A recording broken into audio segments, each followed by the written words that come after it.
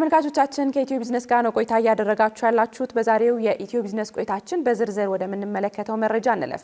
በኢትዮጵያ የማኒፋክቸሪንግ ዘርፍ ለሚታየው የብድር አቅርቦት ችግር በዋናነት የአምራቾች የአዋጭነት ጥናት ሰነዶች ጥራት ማነስ መሆኑ ይነሳል። በሌላ በኩል አምራቾች ለረጅም ጊዜ የካፒታል ብድር በንግድ ባንኮች ላይ ብቻ ጥገኛ መሆናቸውና የዘርፉን ባህሪ የሚረዳ የኢንቨስትመንት ባንክ አለመኖሩ ለችግሩ መባባስ ትልቅ ድርሻ እንዳለው ይገለጻል። ባልደረባችን ሃይማኖት ወርቁ የብድር አቅርቦትና የሰነድ ጥራት መጓደል በሀገሪቱ የኢንዱስትሪ ሽግግር ላይ የሚያስከትለውን ተጽዕኖ እንዲሁም የመፍትሄ ሀሳቦችን በተመለከተ የሚከተለውን ጥንቅር አሰናድታለች።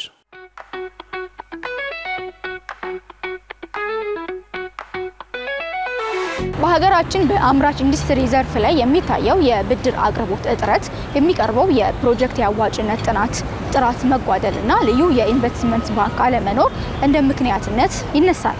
እኛም በዛሬው የኢትዮ ቢዝነስ ቆይታችን ጥራት የጎደለው የፕሮጀክት የአዋጭነት ጥናት በብድር አቅርቦትም ሆነ በኢንዱስትሪው ላይ የሚያደርሰውን ተጽዕኖ እንዲሁም አጠቃላይ የመፍትሄ ሀሳቦችን እናነሳለን። አብራችሁ ቆዩ። የአዋጭነት ጥናት ሰነድ ብዙ ነገሮችን ይይዛል። በተለይ ሶስት ነገሮችን ግን በአግባቡ በዝርዝር በመረጃ ላይ ተደግፎ አስተማማኝ በሆነ የጥራት ደረጃ ተሰርቶ መቅረብ መቻል አለበት። አለበለዚያ አንዲት ስህተት ባንኩንም አደጋ ውስጥ ይከቷል፣ ቢዝነሱም ደግሞ አትራፊ ከመሆን ወደ ኪሳራ እንዲያመራ ሊያደርገው ይችላል ማለት ነው። ምክንያቱም ይሄ ምንድነው ቲዮሬቲካሊ ከዚህ ቁጭ ብለሽ ባንኩ የዛሬ 9 እና 10 ዓመታት ምን አይነት ውጤት ላይ ይደርሳል የሚለውን ቁጭ ብለሽ መተንበይ ነው እና የወደፊት ጉዳዮች ስላሉት የወደፊቱን ጉዳዮች በመረጃ ላይ በጥልቅ ትንታኔ ላይ ተመስርተሽ ፎርካስት ማድረግ ካልቻልሽ አዋጭ ነው ያልሽው ቢዝነስ አክሳሪ ሊሆን ይችላል። ስለዚህ ሶስት ነገሮች በተለይ መሰረታዊ መሆን አለባቸው። የመጀመሪያው የገበያ አዋጭነት ነው። የገበያ ጥናት የምንለው መጀመሪያ ይሄ የአምራች ኢንዱስትሪ የሚያመርተው ነገር ገበያ አለው ወይ ነው፣ ደንበኛ አለው ወይ የሚለውን ማወቅ አለብሽ። ሁለተኛ ተመሳሳይ አምራች ኢንዱስትሪዎች አሉ ወይ፣ ተፎካካሪ አሉ ወይ፣ ምንድነው ጥንካሬያቸው፣ ምንድነው ድክመታቸው፣ ምንድነው የሚያቀርቡት፣ ምንድነው የማያቀርቡት፣ ምን ኒች የሆነ የገበያ ክፍተት አለ የሚለው ማጣት አለብሽ። ምክንያቱም ብቻሽን አይደለም የምትሮጪው፣ ሌሎች ተመሳሳይ ምርት የሚያቀርቡ ድርጅቶች ስለሚኖሩ ማለት ነው። ሌላው ያቀርቦት ሰንሰለት ይሄ ግብአት ከከለ ያገኛለው ብለሽ መቆም አይደለም። አስተማማኝ ነው ወይ፣ ዘላቂ ነው ወይ ያ ግብአት የሚለውን በጥንቃቄ ማየት አለብሽ። በማስረጃ ማስደገፍና ማቅረብ አለብሽ።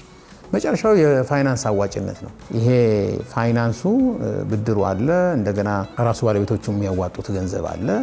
እሱ ሲደመር ቢዝነሱ ደግሞ ሰርቶ የሚያስገኘው ጥቅም አለ። ከሱ አንፃር ምን ይመስላል የሚለውን ፎርካስት ማድረግ መቻል አለብሽ። ይሄ በጣም ወሳኝ ጉዳይ ነው። ይሄም ለብድር ጥያቄ የሚቀርቡ የአዋጭነት ጥናቶች ደረጃቸውን የጠበቁ በማይሆኑበት ጊዜ የብድር አሰጣጥ ሂደቱን ቀልጣፋ እንዳይሆን ያደርጋል። ለመሆኑ ግን በባንኮችና በፋይናንስ ተቋማት ለብድር ጥያቄ የሚቀርቡ የአዋጭነት ጥናቶች ምን አይነት ሰነዶችን ማሟላት ይጠበቅባቸዋል? አንድ ፕሮጀክት ተግባራዊ ከመሆኑ በፊት ያ ፕሮጀክት ፊዚብል ነው አይደለም ወይ፣ ያዋጣናል ወይ፣ ሪተርን አለው ወይ የሚለውን ነገር አስቀድሞ ሁሉን አቀፍ የሆነ ጥናት መካሄድ አለበት። ሁሉን አቀፍ ጥናት ስንል የሚያካትታቸው ነገሮች በመጀመሪያ አጠቃላይ ፕሮጀክቱ ባክግራውንዱ መነሻ ሀሳቡ ምንድነው፣ ከኋላ ያለው ሞቲቭ ምንድነው፣ ያንን ነገር ፕሮጀክት ተግባራዊ ለማድረግ ምንድነው ያነሳሳው የሚለውን ነገር በግልጽ መቀመጥ መቻል አለበት። ሌላኛው ያው ምርቱ ለገበያ ነው የሚቀርበው። ለገበያ ሲቀርብ ደግሞ ገበያው ላይ ምንድነው ያለው ነገር የሚለው ነገር የገበያው ጥናት መታየት መቻል አለበት። ኮስት ቤኔፊታችንን ማየት መቻል አለብን። ዲማንድ ኤንድ ሰፕላይ ነው በደንብ አቅርቦቱ ምን ያህል ነው፣ ፍላጎቱስ ምን ያህል ነው የሚለው ነገር በደንብ መተንተን መታየት አለበት። እኛ ልንሞላ ያሰብነው ጋፕ የትኛው ነው የሚለው ነገር በደንብ አይደንቲፋይ መደረግ አለበት። ከማርኬቲንግ አንፃር ስናየው ደግሞ ማርኬቲንግ ስትራቴጂውን በደንብ ዲፋይን መደረግ መቻል አለበት። ማርኬቲንግ ስትራቴጂ ስንል ምን አይነት ፕሮዳክት ነው የምናቀርበው፣ ፕሮዳክቱን በደንብ ዲፋይን ማድረግ አለብን። ከሌሎች ደንበኞች የኛ ፕሮዳክት በምን መልኩ ይለያል የሚለውን ነገር ዲቴል የሆነ አናሊሲስ መስራት መቻል አለብን። ሌላው የዋጋ ጥናትን ማቅረብ መቻል አለብን። እኛ ለገበያ ለማቅረብ ያሰብነው ፕሮዳክት ዋጋው ገበያ ላይ በምን ያህል ነው የተሸጠ ያለው፣ እኛስ በምን ያህል ነው ለመሸጥ የፈለግነው የሚለው ነገር ዲቴል መጠናት መቻል አለበት። በጥናቱ ላይ የተካተቱት መረጃዎች ከሪያሊቲ ከእውነታው ጋር ሰፊ የሆነ ልዩነት ካላቸው እነዚህም ውድቅ ሊያደርግ ይችላል። ሌላኛው ደግሞ ሃይሊ ሪስክ የሆኑ ፕሮጀክቶች ከሆኑ አይደንቲፋይ ሲደረጉ ሪስካቸው ሃይ ከሆነ በዚህ ምክንያት ውድቅ ሊደረግ ይችላል። የዋጋ ግሽበት ቢዝነስን በተለይ የወደፊት ሁኔታዎችን ፎርካስት አድርገው ተንብዮ ለመስራት በጣም አስቸጋሪ ነው የሚያደርገው። አሁን ወደ 1 ዲጂት ገብቷል ይባላል። መንግስት የሚያስቀምጠው መረጃ እንደዛ ነው። አንዳንድ ተቋማት ደግሞ የውጭ ተቋማት ደግሞ ከዛም በላይ ነው ብለው የሚያስቀምጡበት ሁኔታ አለ። ላለፉት 1 እና 2 ዓመታት ግን አንዳንድ ጊዜ እስከ 60% የሚደርስበት ነገር ግን ከ20% ደግሞ በላይ ሆኖ የቆየበት እንደነበር የምናስታውሰው ጉዳይ ነው። በእንዲህ አይነት ሁኔታ ለሆነ አካል አበድረሽው ብድሩን ይመልሳል፣ ትርፋማ ሆኖ ይቀጥላል ብሎ ማሰብ በጣም አስቸጋሪ ነው። ምክንያቱም ምርትሽ ኮንቲኒየስሊ የፕራይስ አጀስትመንት የዋጋ ማስተካከያ ማድረግ አለበት ማለት ነው።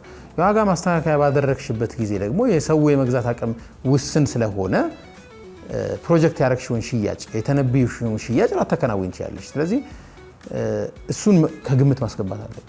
ምንም እንኳን ኢንፍሌሽኑ በዚህ ያህል ቢቀጥል እንኳን ይሄ ሴናሪዎች መስራት አለብሽ ማለት ነው። በጣም ፌቨረብል የሆነ ሁኔታ ሲኖር ምን አይነት ሴናሪዮ አለኝ የፕሮፊት የሽያጭ ምናምን፣ በጣም ደግሞ አስቸጋሪ የሆነ ኢንቫይሮንመንት ቢፈጠር ኤቭሪ ኤሌመንት ጥናትሽ ውስጥ የምትከቻቸው ነገሮች ኤቭሪ ፋይናንሻል ኢንዲኬተሮች አሉ አይደል? ለምሳሌ ዋጋ የምትይው ግሽበት የምትይው የውጭ ምንዛሪ ማግኘት አለማግኘት ብቻ ሳይሆን ዋጋው ራሱ የውጭ ምንዛሪ እኛ ሀገር የውጭ ምንዛሪ እንደ ግብአት ነው ማየት ያለብሽ እንጂ እንደ ሌላ ሀገር ኬንያ ሀገር ብትሄድ የውጭ ምንዛሪ ገንዘብ ካለሽ አለ በቃ ምንም ጥያቄ የለውም። ስለዚህ የውጭ ምንዛሪ የፖሊሲ መቀየር ምናምን ካለ ቢዝነስን ችግር ውስጥ ይከተዋል ነው ብለሽ የምታስቢው እንጂ የውጭ ምንዛሪ እጥረት ይኖረኛል ብለሽ አታስቢም እንደዛ አይነት ሀገር። እኛ ሀገር ግን እንደ ግብአት ነው በቃ የውጭ ምንዛሪ ላይኖር ይችላል ሊኖር ይችላል።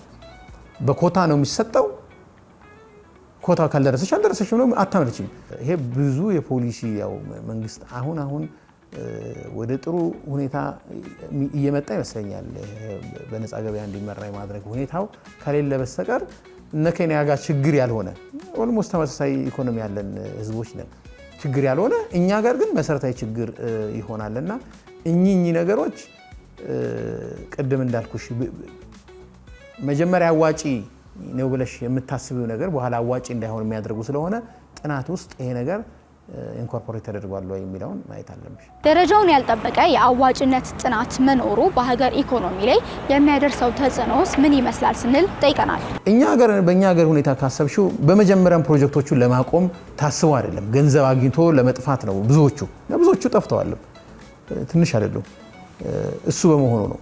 ያ በመሆኑ ደግሞ ያለን ካፒታል ውስን ነው አይደል? ያ ውስን ካፒታል ከድሃው ላይ ተሰብስቦ ነው ባንክ የሚገባው። ከሚሊዮን ሰው ያ ገንዘብ ቢሊዮን ብር ሊሆን ይችላል። እንደዛ ተሰብስቦ የመጣ አገሪቱ ውስጥ በቂ የሚባል ካፒታል የሌለ በመሆኑ ቆጥበን ውጤታማ በሆነ እንደገና ካፒታል ሊጨምር ሀብትን ሊጨምርልን በሚችል ጉዳይ ላይ ማዋል የሚገባንን ገንዘብ ነው ያባከን ነው። ስለዚህ የሀገር ኢኮኖሚ ላይ ያለው አሉታዊ ተጽዕኖ በጣም ከፍተኛ ነው ማለት ነው። ተመልካቾቻችን በዛሬው የኢትዮ ቢዝነስ ቆይታችን በአጫጭር የቡና ወጪ ንግድን በተመለከተ አዋሽ ኢንሹራንስ የግማሽ የሂሳብ ዓመት ሪፖርቱን እንዲሁም የኦሮሚያ ኢንቨስትመንትና ኢንዱስትሪ ቢሮ የኢንቨስትመንት ፕሮጀክቶችን ፍቃድን በተመለከተ ወደ እናንተ አደረስን። በዝርዝር ጉዳዮችን ደግሞ በኢትዮጵያ አምራች ኢንዱስትሪ ዘርፍን በተመለከተ ከዚህም ባለፈ በሳምንቱ የተከናወኑ የሁነት መረጃዎችን ጨምረን የተለያዩ ጉዳዮችን ወደ እናንተ አደረስን። ቃል ኪዳን ታደሰና ጥላሁን አያሌው አብረናችሁ ቆየን። በቀጣይ ፕሮግራማችን እስከምንገናኝ ጤና ይስጥልን።